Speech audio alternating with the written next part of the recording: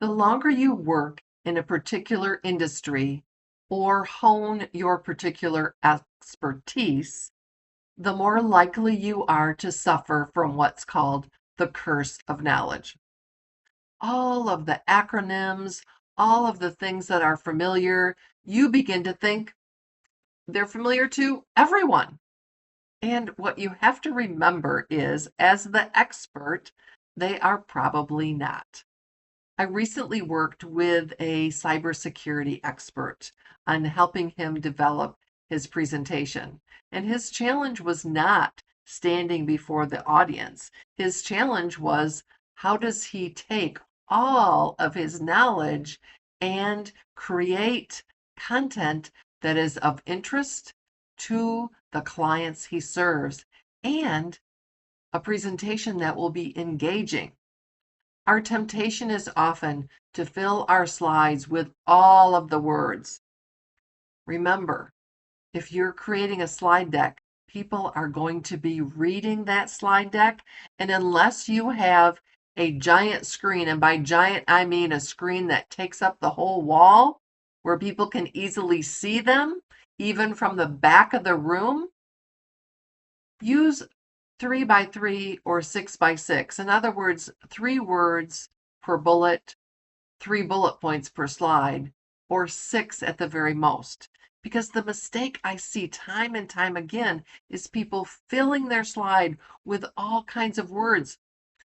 You want people to listen to what you're sharing, not reading the slide deck behind you. So put pictures that go along with your slide deck. Avoid creating content that is not relevant or not interesting to your audience. Your expertise is valuable. Ask this question: what is it that I want to make sure my audience knows? And maybe more than that, what is it I want to make sure they act on? No one comes to a meeting or a presentation and says to themselves, gee, I hope this speaker is boring.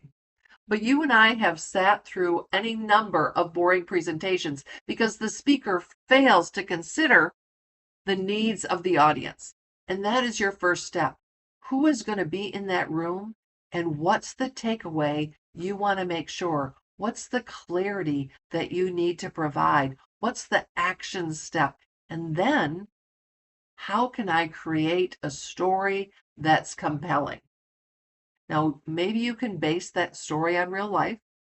I just was telling you a story about a client I served, and I helped him create a conversation with his audience that was compelling and interesting, so much so that the business he works for said, we're going to take this on the road. We're going to take it to all of the cities we are located in so that people can hear this. What a great compliment to his work. So, what is your action? What's your remembering that you want the audience to do? What do you want their takeaway to be? And how are you going to make that interesting? Because, quite frankly, no one will remember all of your data points.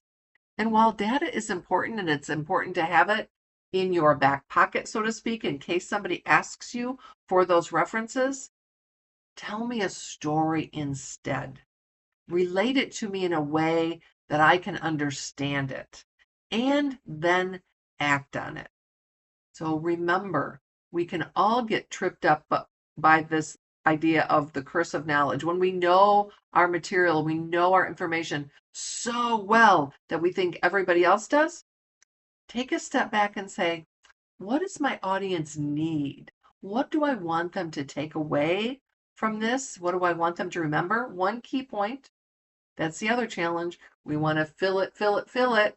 I've got 40 minutes. I'm going to give 40 different points. No, in 40 minutes, maybe 3 at the very most.